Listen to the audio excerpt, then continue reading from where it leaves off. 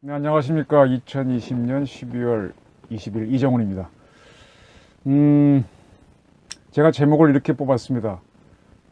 추윤, 추미애와 윤석열 반문재인 공동전선, 반문재인 연대하나? 연대한다. 네, 이런 제목을 꼽았습니다. 부제는 희대의 코미디를 향한 진군입니다. 좀 제목이 좀 얼핏 이해가 안 되시죠? 또 이런 것도 한번 달아봤습니다. 산산조각으로 있지. 산산조각으로 있지. 왜 붙이려고 해? 정치는 생물이다. 그리고 뜻하지 않게 항상 쫑이 난다. 당구 치시는 분들 쫑이라는 단어 바로 아실 겁니다.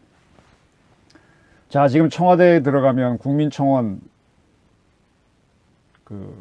안이 있죠. 뭐 거의 이미 보도가 다 나와서 다 아실 겁니다. 여기에 아주 재밌는 청원이 들어와 있는데요. 윤석열 검찰총장 징계 철회 및 해임 반대를 요구하는 국민청원이 있습니다. 다 아시는 내용입니다. 윤석열 검찰총장에 대한 징계 절차와 징계의 결정 후 예상되는 검찰총장 해임에 대하여 어떤 이유여하를 불문하고 즉각 중지시켜 주십시오. 윤 총장이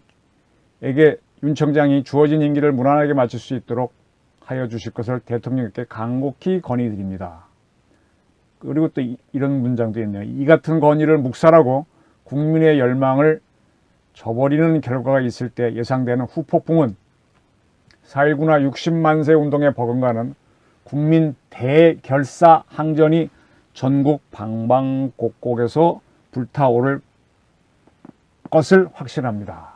이런 국민청원이 올라와 있습니다. 상당히 겁나는 내용이 담겨 있는 것 같습니다. 30몇 명이 꺼뜸함이 넘어갔습니다. 얼마나 갈지 지켜봐야 되겠죠. 또 완전히 반대의 것도 있습니다. 추미애 법무부 장관에 대한 대통령의 재신임을 요구합니다. 이런 제목입니다.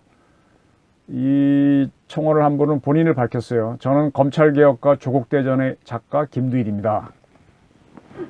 그러면서 이제 굉장히 장문인데요. 1, 2, 3, 4 몇 개 쭉 이유를 써서 적었습니다. 그 중에 중요한 내용을 옮기면 3 표시한 데서 검찰개혁을 포함한 권력기관 개혁의 제도화에서 가장 헌신적인 노력을 아끼지 않는 강요를 굳이 꼽자면 추미애 법무부 장관을 언급하지 않을 수 없습니다. 전임자였던 조국 전 법무부 장관이 개혁에 저항하는 검찰 조직의 불법적인 검찰권 남용에 의해 본인을 포함한 가족 모두가 인권과 명예가 심각하게 실추된 상황에서 선뜻 그 소임을 이어받아 1년 동안 본인이 정치 생명을 포함한 가족들의 위협까지 무릅쓰고 검찰 개혁에 앞장섰기 때문에 가능한 결과라고 감히 말씀드리고 싶습니다. 그 다음에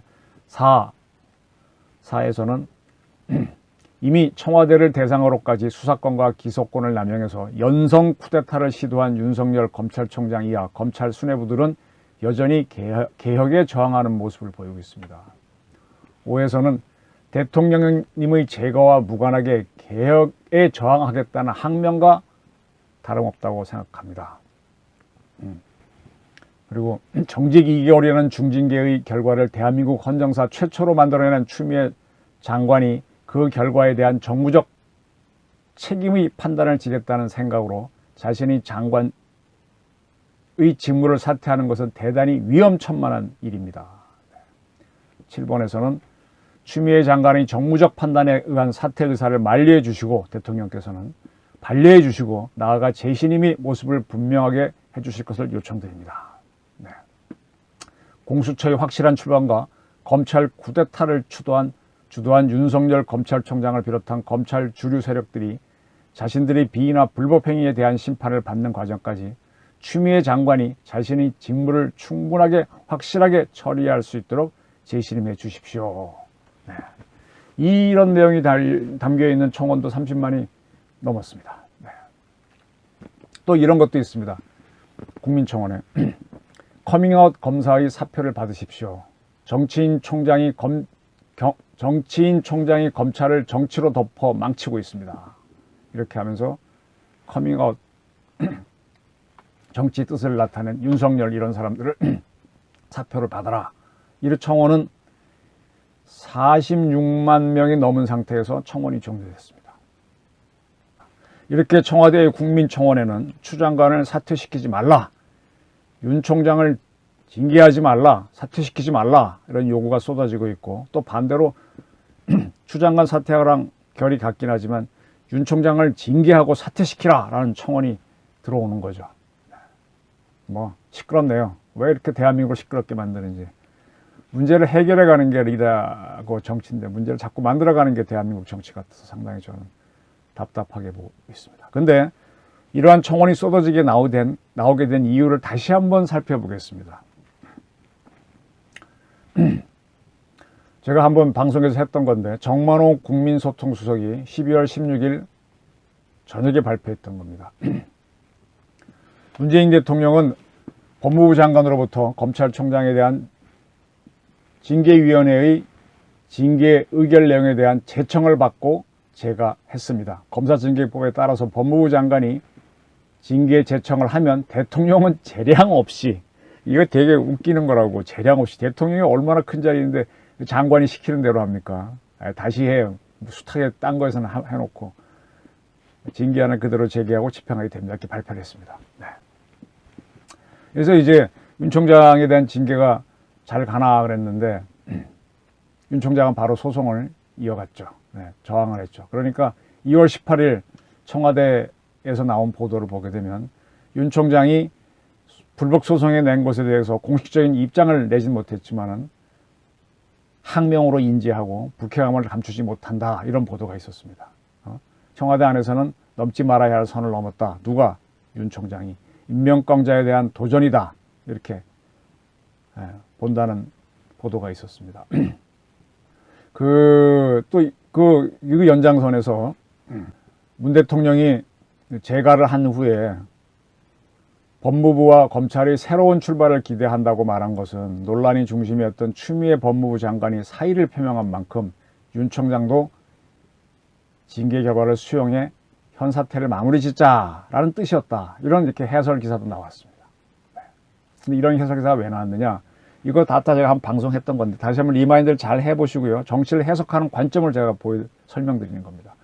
자, 윤 총장 징계를 이제 제청하기 위해서 청와대에 간 게 추 장관이 12월 16일입니다. 그래서 청와대에 가기 전에 오후에 정부 서울청사에서 권력기관 개혁 합동 브리핑에 나와서 추 장관이 발표를 했죠.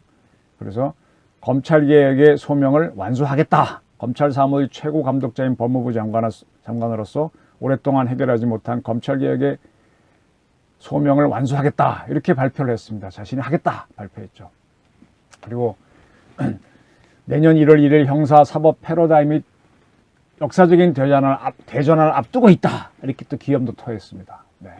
이렇게 이제 윤 총장 징계위원회에서 의결했으니까 그걸 받아든 추 장관은 이런 발표를 하고 청와대에 갔는데, 문 대통령과 1시간 이상 만나고 난 다음에 청와대에서는 뜻밖의 추 장관이 사의를 표했다고 발표했습니다. 그러니까 이상한 거죠.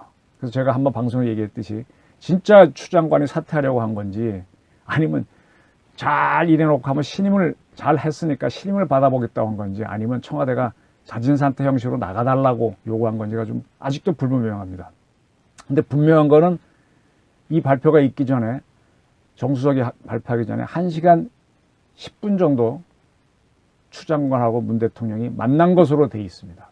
도하 언론은 문 대통령은 오후 5시부터 6시 10분까지 추 장관으로부터 징계의 결과를 제청받았다라고 보도했습니다. 이게 바로 근거입니다.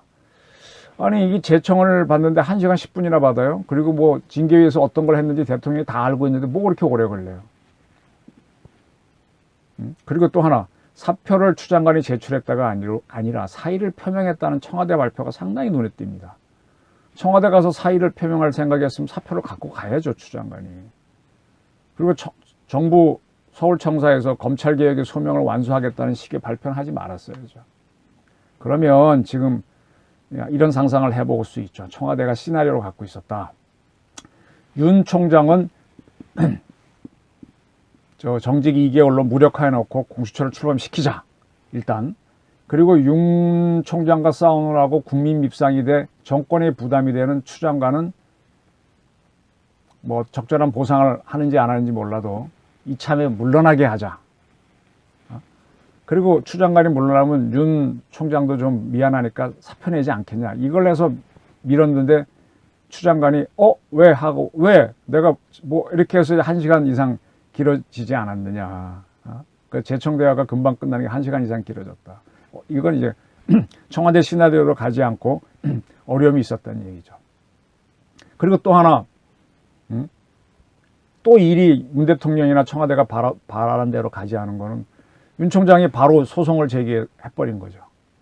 이건 뭐 예상했을 수도 있지만 그래도 속으로 반한 거는 추 장관이 사의를 표명했다고 하니까 당신도 좀 나가줘. 징계 받아서 그렇게 창피하게 있지 말고 징계받은 총장 있지 말고 나가줘 그랬는데 그게 아니고 소송을 제기해버렸으니 희망사항이 안 된 거죠. 희망 고문을 당하게 된 거죠, 청와대가. 근데 뜻밖의 법원도 천천히 해도 되는데 바로 빨리 대응해 버렸습니다.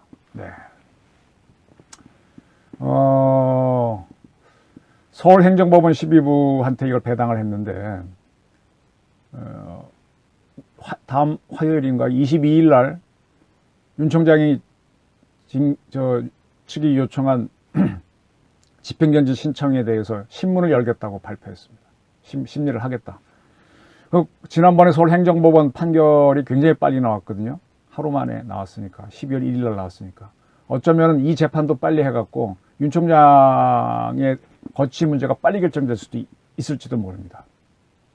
12월 1일 서울행정법원은 윤 총장이 직무정지 명령 집행정지 소송에 대해서 금전보상이 불가능한 손해라고 이미 인용을 한 적이 있습니다. 그렇게 판단했기 때문에 이번에도 빨라질 수 있습니다. 근데 이번에 하나의 차이점은 그때는 법무부 장관이 자기가 임의로 직무정지를 시켜놓았다는 거잖아요. 근데 이번에는 징계위원회에서 의결을 했고 인사권자인 대통령이 징계를 해라라고 정식 재가를 했거든요. 네, 재가라는 표현은 이거 아주 권위주의이고 나쁜 표현이라고 제가 말씀드렸지만 그냥 옮기겠습니다. 그 대통령이 이미 인사권을 행사했는데 법원이 여기에 반대되는 걸 할까라는 그런 것도 있습니다. 근데 어쨌든 두고 봐야죠. 그리고 이제 2달이나 정직을 시켰으니까 천천히 할 수도 있다는 해석도 있지만 의외로 빨라질 수도 있습니다.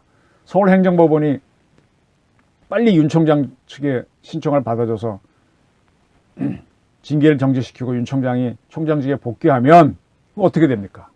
이건 이품은 가정문인데 그러면 사의를 밝혔던 추 장관은 혼자 나가나요? 혼자 그만두나요? 그러면 추 장관이 패자라는 모습으로 패했다는 걸로 보일 수도 있잖아요. 또 두 사람을 모두 물러나게 하려는 청와대의 뜻도 실패하는 게 되지 않습니까? 근데 지금 보세요. 청와대에는 국민청원으로서 윤 총장을 나가게 해라. 추 장관을 신임해달라는 요구가 있습니다.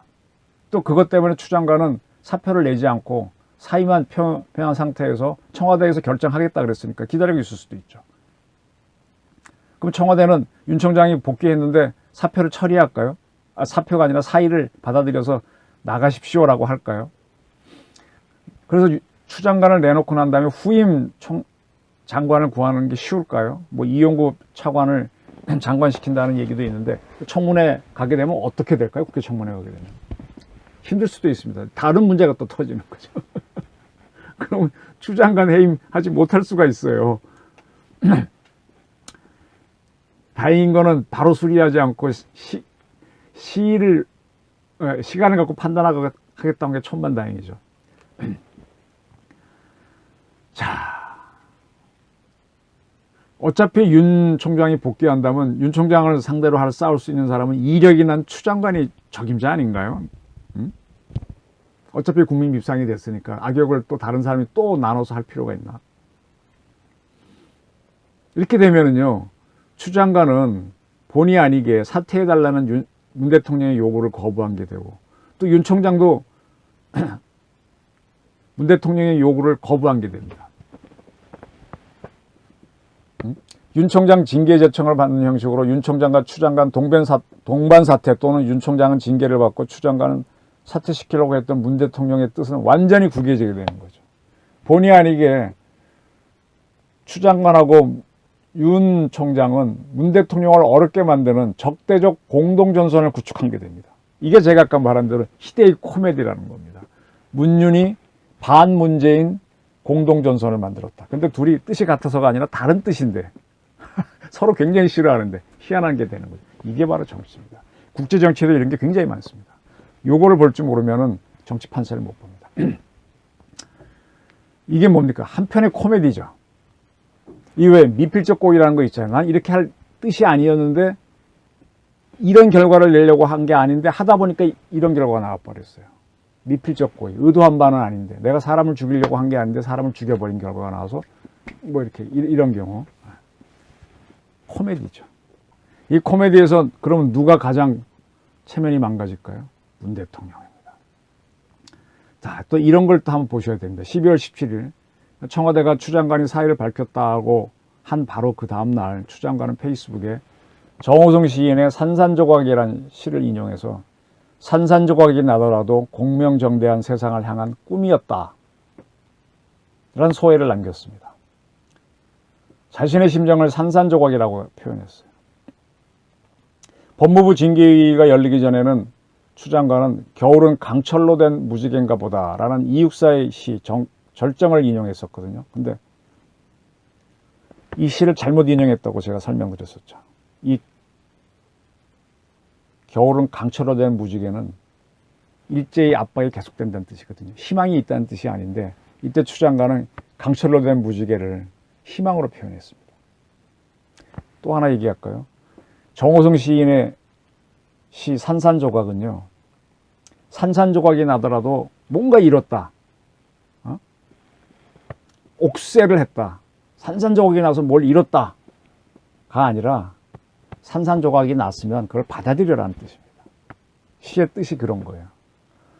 정호성 시인하고는 저도 어린 시절에 선배로 모시고 같이 일을 한 적이 있습니다. 상당히 따뜻한 선배시죠. 아주 굉장히 따뜻한 분입니다. 인간적이고. 아유, 정훈 씨, 나는 일이 힘들어. 이렇게 늘 하셨던 그런 얘기 했던 기억이 나는데 정호성 시인의 이 산산조각을 조금 읽어드릴까요? 부처님이 말씀하셨다. 산산조각이 나면 산산조각을 얻을 수 있지. 산산조각이 나면 산산조각으로 살아갈 수가 있지. 운명이 그렇게 벌어졌으면 받아들이라는 겁니다. 산산조각이 나서 공명정대한 세상을 만들기 위한 본인의 뭐 장대한 희생이었다. 그렇게 자화자찬 뻥까지 말란 얘기입니다. 정호성 시인은 그렇게 얘기한 겁니다. 산산조각으로 있는 것은 장관을 물러나는 게 아니라 문 대통령이 수용하지 않아 사퇴 의사를 밝혔음에도 사퇴하지 못하는 그런 상황일 수도 있다는 것을 추 장관은 아셔야 됩니다. 그리고 윤 총장은 법원 결정으로 되살아나고 희한한 일이 벌어지는 거죠. 그렇게 되면 산산조각이 난 건 누가 되느냐? 거꾸로 문 대통령이 되는 겁니다. 산산조각이 나면은 막 그 파편들을 끌어모아서 뭐 본드로 붙여야 되나요? 그럼 그게 부처가 되나요? 원래 부처님이 되나요? 아닙니다. 차라리 깨진 상태가 부처님일 수도 있습니다. 그걸 받아들여야 되는 거죠. 이미 깨진 건데 어떻게 할 겁니까? 내가 실수든 뭐든 간에.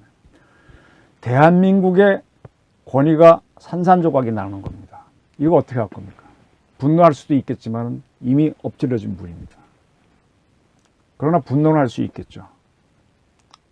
산산조각이 나면 안타까운 마음은 드는 거죠. 저는 이 안타까운 마음이 어디로 튈지 이게 또 궁금합니다. 자, 앞으로 제가 방송에서 말씀드렸듯이 코로나 백신 공급이 늦어집니다. 우리나라는. 그러면 이미 부동산 문제 뭐 때문에 불경기 때문에 국민 불만은 이만큼 높거든요. 선거는 다가오지. 선거 열리면 어차피 정치 계절로 갈 거니까. 국민이 폭발할지 모릅니다. 이럴 때 백신이 내년 뭐 2, 3월에 계약해서 4월에 뭐 들어왔을 때 날 따뜻해지고 나면 국민들이 막 거리에 나와서 막 폭발적으로 정부에 항의할 수도 있죠. 촛불 시위 같은 게 벌어지는 거죠. 진짜 대한민국이 산산조각 날 수도 있는 겁니다. 자, 이게 제가 바라보는 하나의 정치적 관점입니다. 어떻습니까? 추윤 배틀을 벌였는데 이게 추가 빠지면서 문윤 배틀로 전환하면서 문이 이기는 모습을 갖추려고 했는데 그게 그렇게 되지가 않고 반문을 추와 윤이 반문 공동전선을 적도적인 공동전선을 구축하는 모양으로 흘러가는 것 같습니다. 이게 뭐냐? 정치는 생물이라는 뜻입니다. 전 당구는 별로 치지 않는데 당구 칠 때요. 탁 치면서 내가 생각하는 길로 공이 갈 것 같죠. 근데 다른 공들이 이동하면서 쫑이 날기도 하고 서로 스치는 키스가 나서 점수가 안 나는 경우가 많습니다. 정치하고 세상사가 항상 그렇습니다. 내가 뜻한 대로 갈 것 같죠. 바둑도 내가 이렇게 생각하고 딱딱 두는데 상대가 떠버리면 또 수가 막히지 않습니까? 내 생각한 대로 간다고 내 이념이 옳다고 믿고 밀어붙이는 정치인이 바보입니다. 공산주의가 그래서 이념에 져서 바보입니다. 보이지 않는 손이 있고 인간의 창의력을 활용해야 되는데 자기가 다 알 수 있다. 제왕적 대통령으로 가는 게 그게 바보입니다. 보이지 않는 뭔가가 있다. 뭐 절대자라도 좋습니다. 그걸 의식하면서 본인이 최선을 다해야죠. 본인이 절대자가 되려고 하는 순간에 산산조각이 나는 겁니다. 내가 믿었던 사람한테 배신당하고 그들이 또 연합해서 나한테 대항하는, 내가 믿었던 사람이 나한테 대항하는 그런 꼴을 당하게 되는 거죠. 내가 상급자니까 내 말 들어, 인사권자니 내 말 들어, 이렇게 하다가 그렇게 압박을 했던 본인이 점점 울음만 커지고 밤에 잠도 못 자고 대신에 자기를 비난하는 원성은 커지고 이런 최악의 상태, 산산조각으로 몰리게 됩니다. 그래서 결국은 제가 몇 차례 이 방송에서 말씀드렸지만 항용은 유해다. 높이 올라간, 끝까지 올라간 용은 후회밖에 없고 후회 막급이 된다. 항용 유해다. 그리고 그런 상황이 벌어지면은 우리끼리 싸우는 것도 문제지만 우리를 노리는 또 다른 외부의 적, 북한도 될 수 있고 일본도 될 수 있고 중국도 될 수 있고 그들만 좋아한다는 겁니다. 산산조각 난 걸 또 합치려고 하다 보면 또 싸우게 되고, 그죠? 그래서 이념에 젖어서 자기 뜻대로 될 거라고 밀어붙이는 그런 정치는 피해야 됩니다. 자, 이제 문재인 대통령의 모든 것이 이제 드러나겠네요. 몇 달 후에. 또 물론 다른 변수가 생기면은 제가 그린 이 그림이 또 바뀌겠지만 현재는 이런 상황입니다. 추윤이 반문 적대적 연합전선을 구축한다. 산산조각은 문 대통령이 날 수도 있다. 이게 상당히 좀 제가 몇 차례 얘기했지. 경남고 선후배인 YS가 그랬듯이 문재인 대통령도 그럴 수 있다는 예측을 여러 차례 해왔는데 점점 일로 가는 것 같아서 좀 안타까운데 제 예측은 이렇습니다. 이걸 토대로 한번 어떤 살 길을 찾거나 피해를 최소화하는 방법을 찾도록 했으면 좋겠습니다. 경청해 주셔서 감사합니다. 고맙습니다.